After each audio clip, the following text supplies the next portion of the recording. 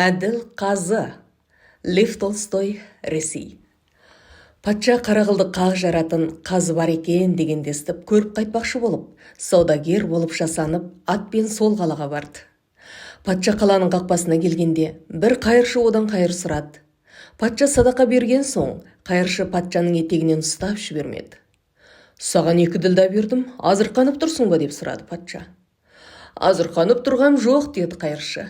Әуре көрмей, мені алаңға дейін мінгестіре кетсеңіз, өйтпегенде ат пен түйенің табанының астында қалатын сияқтымын. Патша қайыршыны мінгестіріп алаңға келді. Қайыршы аттан түспеді. Патша: жеттік, түс деді. Неге түседі екем? Ат менікі?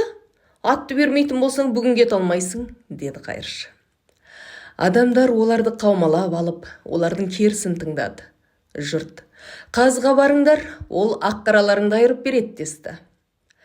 Қазға барған адам көп екен. Қазы соттасқандарды реті бойынша шақырып жатыр. Бір оқымысты мен шаруаны шақырды.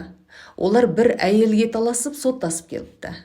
Шаруа әйел менікі, оқымысты әйел менікі деді.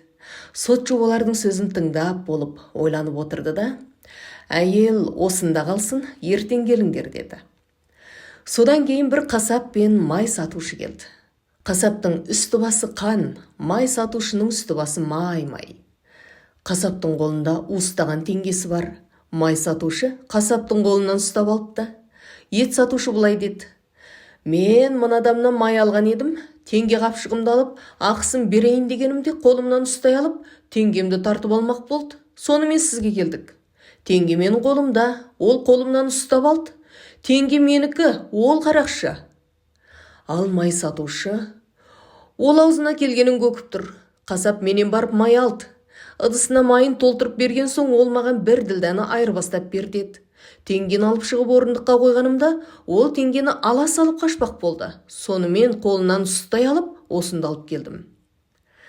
Қазы ойланып отырды да, теңгені осында тастап, ертең келіңдер деді. Кезек патша мен қайыршыға келгенде, патша мән-жайды айтты. Қазы тыңдап болып қайыршыдан сұрады. Қайыршы: ол өтірік айтады. Атпен қаладан өтіп бара жатқанымда, ол маған біраз жолға ала кетсеңіз деп жалынды. Көзеулі жеріне жеткен соң аттан төспей, ат менікі деп тұрып алды. Қазы ойланып отырды да, ат осында қалсын, ертең келіңдер деді. Ертеңінде көп адам қазының үкімін тыңдауға келді. Оқымысты мен шаруа алдымен барды.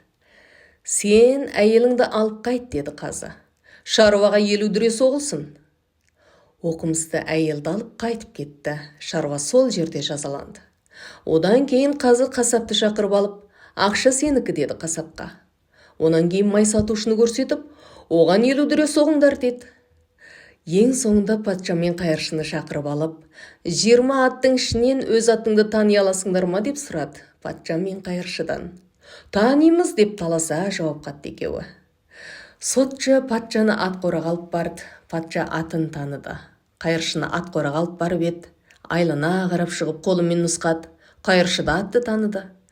Патша қазы қайтып үкім шығарар екен деп шынында байбына бара алмады. Қазы қазылық орнына отырғаннан кейін патшаға: саудагер, ат сенікі, алып кете бер. Қайыршыға 50 дүре соғыңдар деді. Үкім шығарып болған соң қазы үйіне қайтты. Патша соңынан ерді. Үкімге разы болмадың ба саудагер деп сұрады қазы. Жоқ, өте разымын деді патша. Айтыңызшы, әлгі әйелдің шаруаның әйелі емес, оқымыстының әйелі екенін қалай білдіңіз? Теңгенің май сатушыныкі емес, қасаптық екенін қалай білдіңіз? Аттың қайыршыныкі емес, менікі екенін қайдан білдіңіз? Әйелдің ісіне былай тұжырым жасадым. Таңертең оны шақырып, оған сия сауытыма азырақ сия құйып бер дедім. Ол сия сауытымды алып тазалап, жуып, лып еткізіп сия құйып берді. Бұл жұмысты істеп әдеттенгені белгілі. Егер шаруаның әйелі болса, бұл істі істей алмас еді. Сондықтан оқымысының айтқаны шын. Теңгенің ісіне келсек, былай тұжырым жасадым. Теңгені бір шыны суға салып қойып, таңертең қарасам, бетіне май қалқып шықпапты. Егер май сатушыныкі болса, қалайда оның қолымен майласқан болар еді. Бірақ судың бетіне қалқып шыққан май жоқ. Қарағанда қасаптың айтқаны шын. Аттың ісі қиынырақ болды. Қайыршы екеуің де атты таныдыңдар. Іс жүзінде екеуіңді ат қораға атты қайсының танитының үшін емес, аттың қайсыныңды танитын үшін ертіп барғам. Сен барғанда ат бұрылып, саған жан тарта қарады. Ал қайыршы жақындағанда ат осқырынып, тебетін бейне байқатты. Сондықтан аттың иесі сенсің. Патша мұны естіп күлді. Әділ қазы, мен саудагер емеспін. Осы елдің патшасымын. Осында сені көру үшін келгем. Елдің сен туралы айтқандары шын екен, оны көзім көрді. Саған не керек? Айтсаң болды, сыйға беремін. Маған сыйлықтың қажеті жоқ, деді қазы. Патша мені мақтады, сол маған үлкен сыйлық.